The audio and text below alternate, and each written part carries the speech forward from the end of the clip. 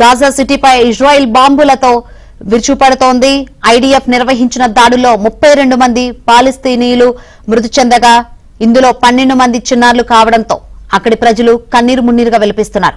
Gaza సిటీని ఖాళీ చేయించాలని అక్కడి పౌరులకు ఐడీఎఫ్ హెచ్చరికలు జారీ చేసింది. ఇప్పటి వరకు దాదాపు 2,50,000 మంది గాజాని వీడినట్లు పలు వర్గాలు వెల్లడించాయి.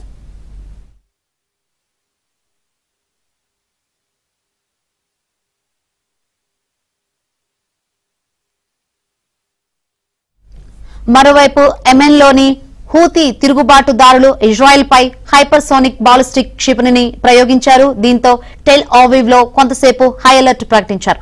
అయితే ఈ క్షిపణిని తాము విజయవంతంగా నిరోధించినట్లు ఐడీఎఫ్ తెలిపింది.